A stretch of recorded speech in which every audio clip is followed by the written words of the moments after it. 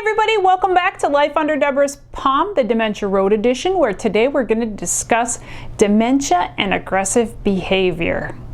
Doesn't that sound like fun?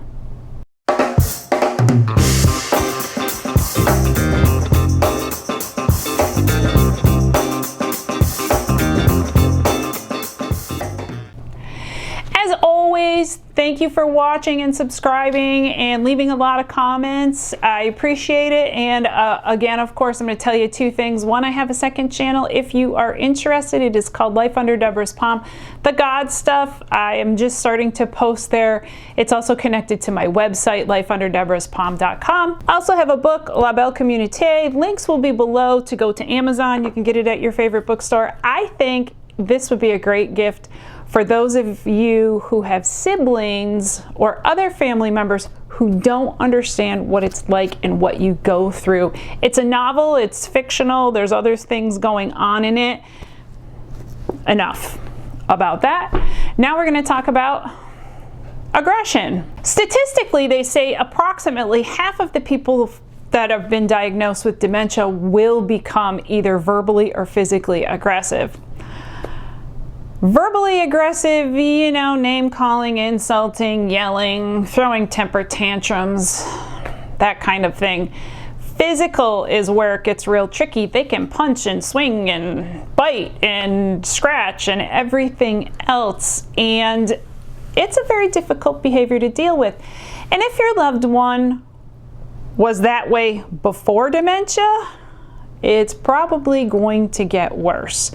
My mother-in-law was a very verbal person. She didn't really swing at people or anything like that, but she was a mouth and she was brutal. That didn't really get worse, but what they told us was eventually she'll forget what made her so angry and it'll just stop. And they were right. That's exactly what happened.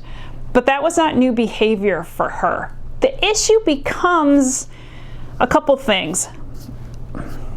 The physical part of it, number one, no one wants to get hit, punched, kicked, pushed, or anything else. But the other part is if you have any intention at some point of moving them into any type of assisted living facility, I have yet to find one in my personal experience that will take a person who is physically aggressive.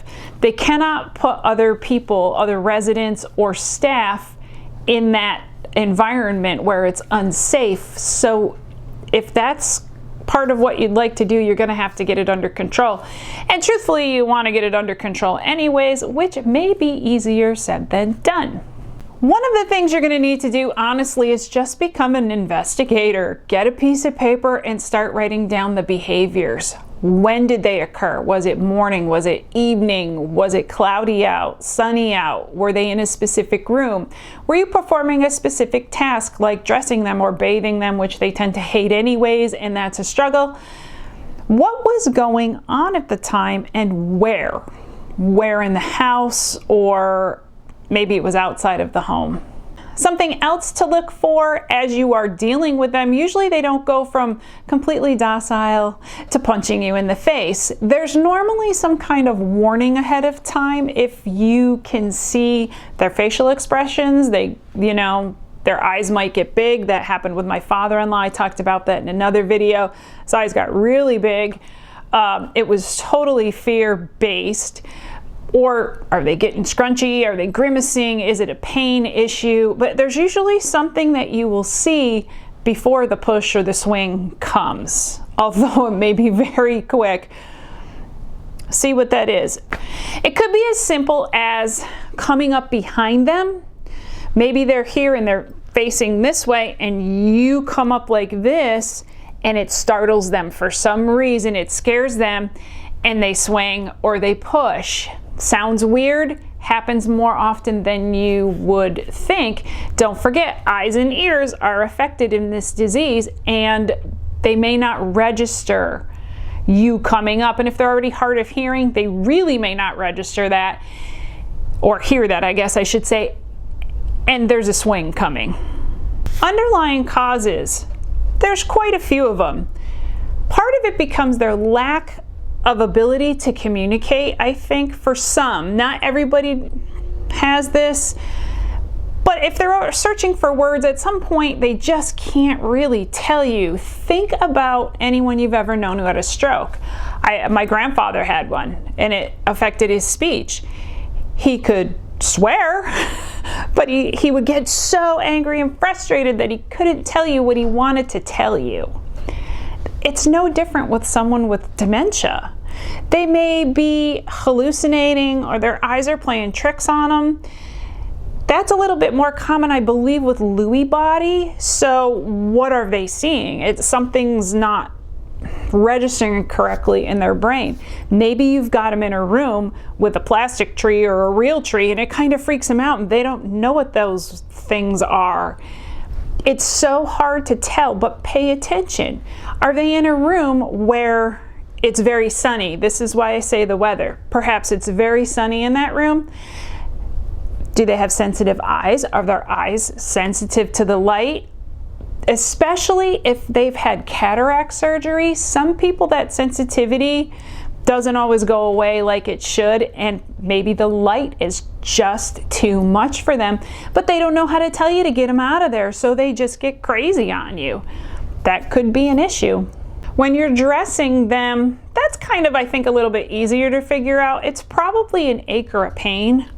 You know, if you're putting on this sleeve and they start whatever, maybe, you probably already know if they have arthritis or something.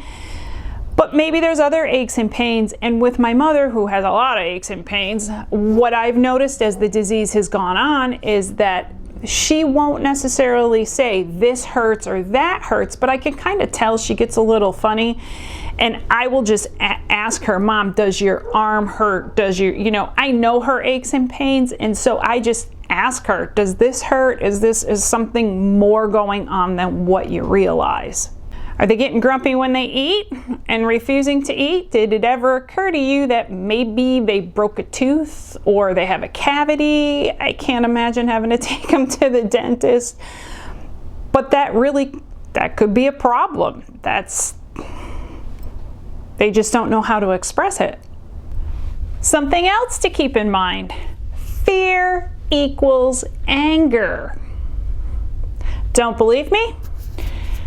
If you had a little kid who ran out into the street, almost gets himself hit by a car, what is your first reaction?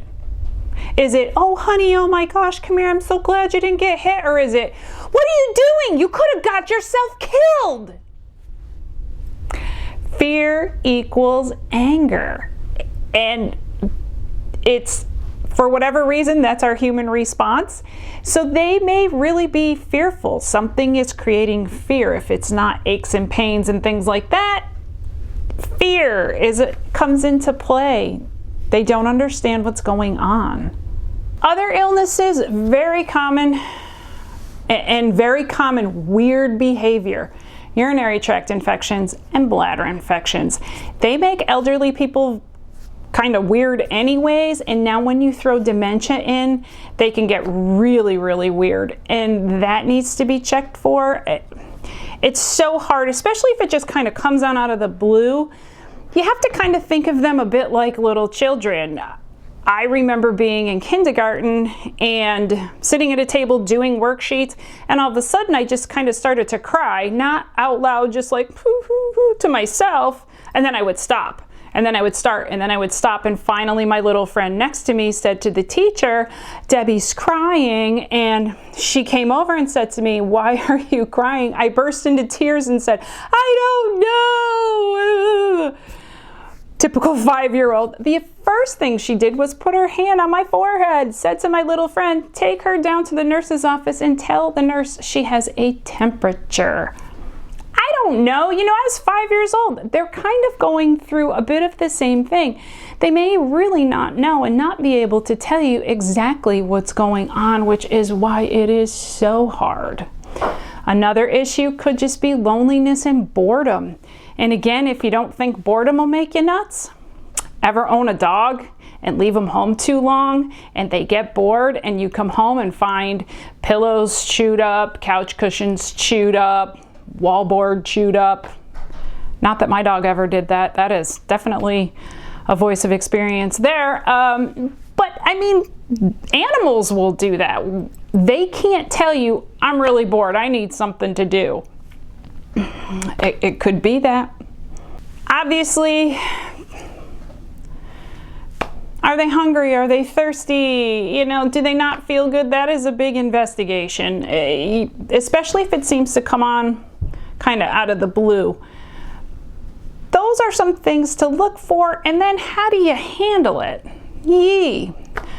If they're a swinger, you know, they're gonna punch or kick or whatever they're gonna do, step back, step way back, get out of their range, and stay calm. One thing, I know I've mentioned this in other videos, dementia patients can read someone's emotions, and they don't understand. If someone comes home from work and just says, oh, I had the worst day, and they're kind of just venting and they're aggravated, a person with dementia sees that and knows that the person's aggravated but doesn't understand why, and they can think they're either in harm's way or something's going on, and that can cause aggressive behavior. So when they exhibit it, when a person with dementia exhibits aggressive behavior, don't raise your voice. If you need to move out of the way so you don't get hit, you need to move out of the way. Try to maintain eye contact, be calm if you can. I know they always tell you these things like they're people who probably never went through it, but try to be calm. But if you start yelling, you're just going to escalate the situation. Or if you try to grab them, unless they're in danger, if they're grabbing butcher knives and stuff, you probably ought to step in and grab a hold of them. But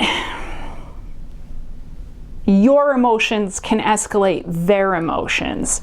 Music, always have some favorite tune right on your phone accessible. Music calms the savage beast. Maybe you can divert them. And I would say, when all else fails, you know, you're gonna have to talk to the doctor. There could be a medication that is suddenly creating an issue. You know, older people start metabolizing medication differently, and something really could just be that simple. Doctors can also prescribe a medication for them, which personally, it's not my favorite thing to do.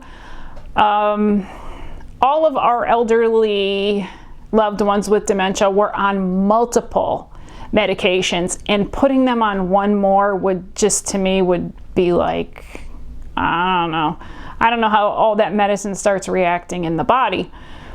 But you also can't go around getting swung at and kicked and spit at and everything else. So those are some things you really may just have to discuss with the doctors and see if they can't help you out. If you've been through this and you have some great words of wisdom to share with everybody, please leave your comment below. And that is the end of this video. Have a great day.